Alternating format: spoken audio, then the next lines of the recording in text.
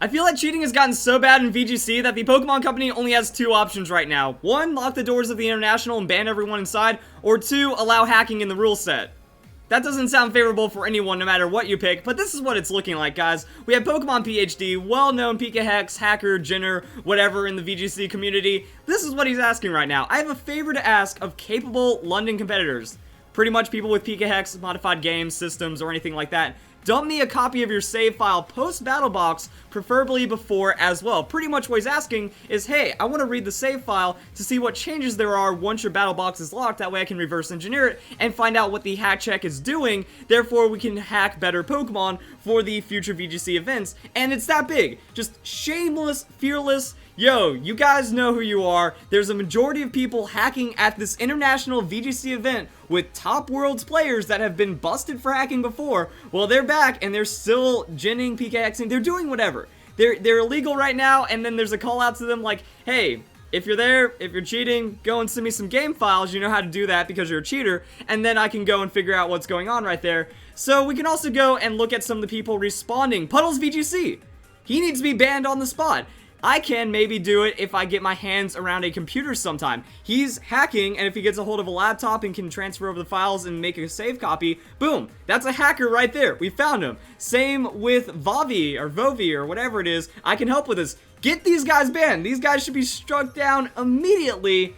And it just gets worse from there. So remember when I was talking about that guy that had the Beast Ball and he privated his account and he said he was sorry and stuff? Well, I mean, this is where things start getting really interesting because he had a person talk to him, put your Twitter on private, click protect my tweets so you know who can't stalk you. And of course that's going to be me because I'm the one that's going to search through and find out who is cheating. And then shortly after this tweet right here, he made his account private even though he was receiving absolutely no hate from anyone about the hacked Pokemon because the community supports it. Remember, we had Judy Azraeli. He was the one that was saying, no, it's okay that you're cheating. Just keep competing with your cheated Pokemon. It's okay. So that's an issue right there. And we keep going deeper. So the rest of this video is going to be exposing tons of VGC players. I think that first tweet is all we really need to just kind of show how big of an epidemic the cheating is. That so many people are cheating right now. That you can just kind of call and be like, yo, just go and give me the files because I know you're cheating right here. Well, we have Marcus right here. He is complaining that people are actually cheating mid-tournament. Changing EVs between the tournament. Okay.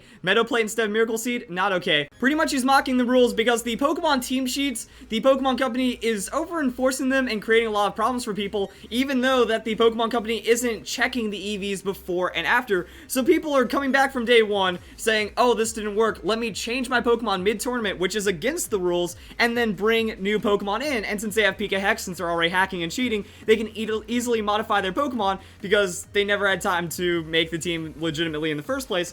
And they certainly don't have time with like the 14 hours between days to change entire Pokemon like that. So this is kind of admitting like, yeah, there's more cheaters there. There's more people hacking. There's people that are breaking the rules to gain an advantage. Like, this is an objective advantage right here. Changing the EVs during the tournament is absolutely an advantage because that's going to make it to where if you're expecting something, like you've already faced this trainer before, or you can already get an idea of what they're running, what kind of sets and spreads they're running. Well, if they change that up on you, that's going to put you at an extreme disadvantage because they were not allowed to do that, and now they're making their Pokemon team stronger against the rules. It's just kind of poking fun at that. The Heck Check isn't detecting these EV changes. It's not detecting the impossible Pokeballs like the Beast Ball Porygon. The judges at this international are so incompetent to not be able to catch this that they didn't ban the guy. The guy dropped instead. So that's a pretty big issue right here. And then people are getting hit. Wolfglick, his Porygon, he wrote Porygon on the sheet instead of Porygon 2, so he's not allowed to use his Porygon tomorrow. Same with this guy's Gastrodon. So Marcus had a Gastrodon. He brought the wrong Gastrodon. Now, my experience with making teams is that I have one Pokemon for each because it takes a while to breed. It takes a while to build up these teams, and I don't have multiples of the same Pokemon for different sets and stuff, but this guy does.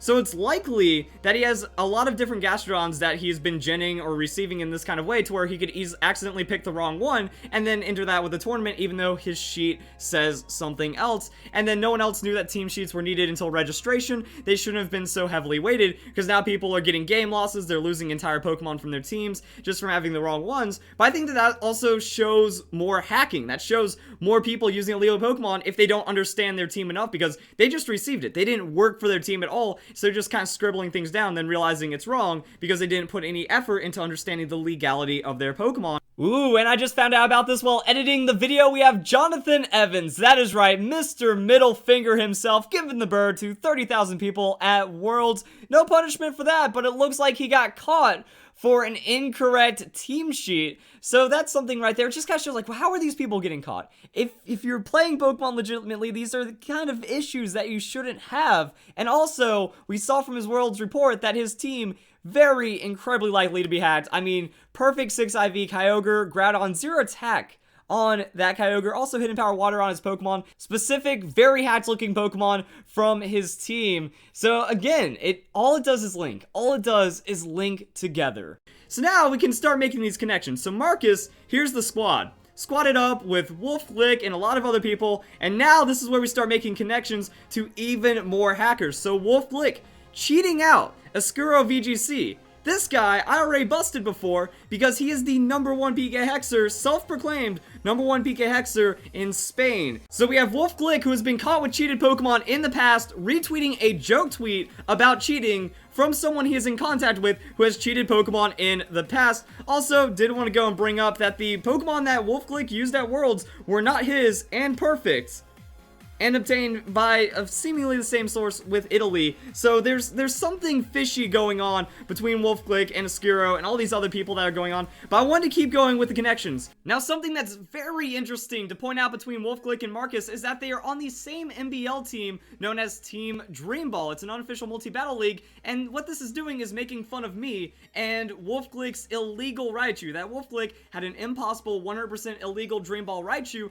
and instead of owning up to this illegal Pokemon, they decided that it was better to just joke about it in a league filled with hacked Pokemon, because online Pokemon battle leagues, especially for YouTube, are going to be primarily with hacked Pokemon, and another person or another team in that league is Duncan Knee Deep and Hoodlum Scrafty, known as Team Views. Again, another jab at me, because I just make all these videos for views and drama and stuff like that. So instead of being mature about it, they decided to turn their hacked battle league into a joke against me that actually proves the illegal Pokemon that are in the community. And we already know for sure that Duncan Knee Deep cheats his Pokemon and advocates for hacking. He said on Twitter many times that he is okay with people hacking their Pokemon, and he does this all the time for his YouTube channel with his free-for-alls, multi-battles, and all kinds of battles that are going on with his channel. Also, he works directly with Hoodlum Scrafty, who has a pirated copy of Pokemon Sun and Moon. His Let's Plays were also dated for November 14th, when he was trying to upload them, thus showing he had an early copy of the game and was uploading early videos of it, while also being a part of hacked battle royales and hacked free-for-alls already in Pokemon Sun and Moon. So all the connections of just non-stop PK hexing, non-stop hacking,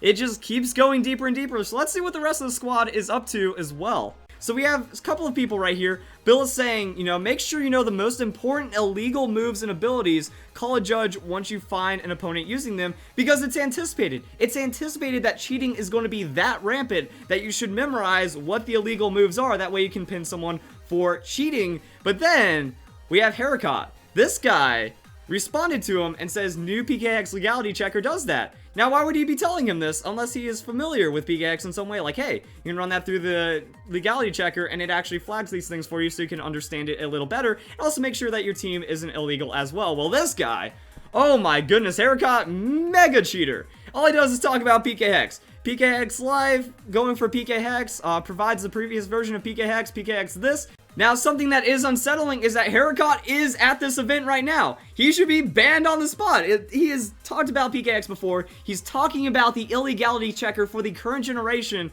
and he is very versed in PKHex, while also having a very likely pirated copy of the game. Because here we have it, November 19th, just a day after Pokemon Sun and Moon was released. He has a full guide for catching the Tapus, but he's European, and they got a delayed release. So he either received an early copy, or most likely, since he has a DS. He has a DS that's capable of PKHexing. He has homebrewed software. He has all these things in his favor, and it seems like with the rate that he put out his LP, and this in-game, late-game content, and a full, well-edited video, that he had access to the game before launch via illicit methods. So that's something to keep an eye on right there. As I was connecting names together, I found Velocity VGC, restarting my Omega Ruby so I can play on Battle Spot. I wonder what it feels like to play Pokemon stress-free for once, because back in Omega Ruby and Alpha Sapphire, there was a lot of banning going on that you would get Battle Spot banned if you were caught with illegal Pokemon and a modded kind of game cartridge as well. No, I haven't been banned yet.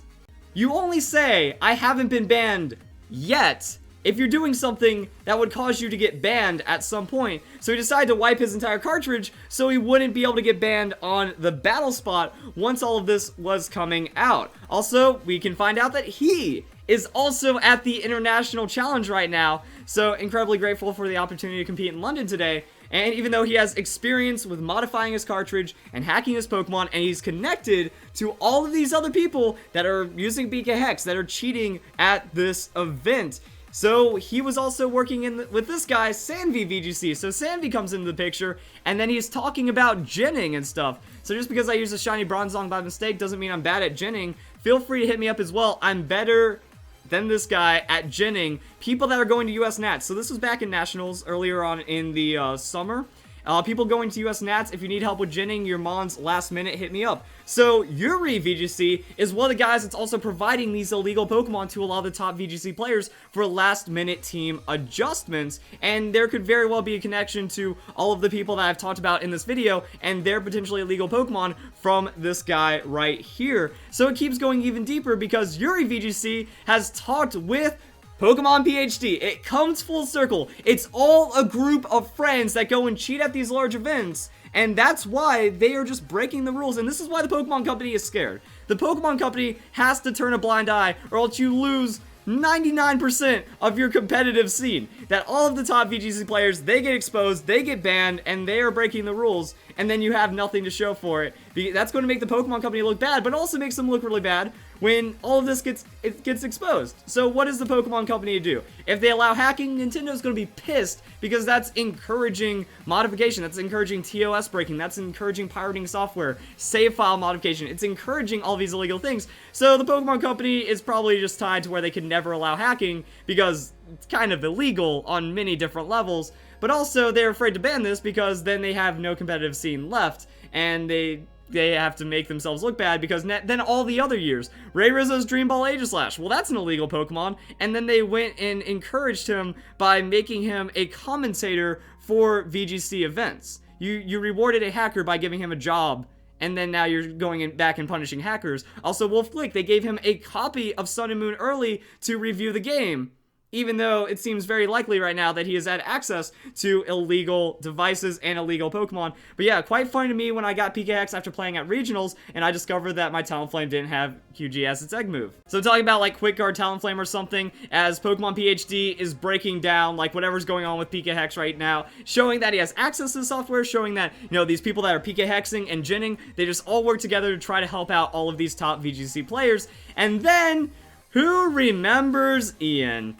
Ian is a little bit of a complex story right here. Feels so guilty for doing this in the middle of the convention center side event area. So this guy, he is a well-known VGC player. He's been on stage. He PKHexes his team, and he was the guy that gave Enzo his hack team for the Juniors National Champion. So Junior National Champion, I already exposed because he said he got his team from his brother, and his brother is an avid PKHexer. And here we even have another shiny Smeargle that he PKHexed in the game really early on. Look at this, November 15th, pirated game. So just in case people were thinking Ian might not be pirating, you know, maybe this post about him using PKHex at Nationals is a joke. Well, he has a pirated game, he has PKHex, he has a Dark Void shiny Smeargle. Guess what Enzo had? Dark Void shiny Smeargle. So he hacked for his little brother that ended up winning the Nationals for juniors. I've already done a video on this, but just keeps going in more and more. And guess who's at the event? Yep, he should get banned as well. How he hasn't been banned yet, I don't know. After my Nationals video where he admits to PKHexing and then going on stage. Where are you, Pokemon Company? You gotta step down. I've showed people that are blatantly hacking. People that need to get struck down almost immediately because they're like, hey, I'm at the event and I've openly admitted to cheating or directly engaging with cheaters. So that's pretty much all I have to say right now, guys. This took a lot of digging. I hope you guys at least enjoyed the effort of trying to expose what's going on in the VGC community. Pokemon Company, they've backed themselves into a corner by not punishing Ray Rizzo. I feel that everyone's like, oh, we can get away with blatantly illegal Pokemon now. And then the Pokemon Company has slightly shifted their rules. They keep changing their rules. Like, you will be banned to, you might get punished for having these illegal Pokemon. Oh, by the way, the hat checking index works differently than all of these other things that are stating about hatched Pokemon. Illegally manipulated Pokemon, well, the index trumps that, and there's no mention of it. So it seems like the Pokemon's trying to skirt around it, and now we have people that are just modding their games. Like, I don't know why the Pokemon Company isn't punishing this. This is illegal behavior. This game modification, all of this is against the terms of service, and it's just, they're just turning a blind eye to it because the Pokemon doesn't appear to be hacked, even though you can make these obvious traces. You can obviously find out that there is illegal Pokemon, that there is cheating going on at an insane pace. But again, if you stop it, that means people that you've praised before, people you've led on stage, people that you've hired are now going to be banned. And I think that the Pokemon Company, there is more corruption than I ever thought.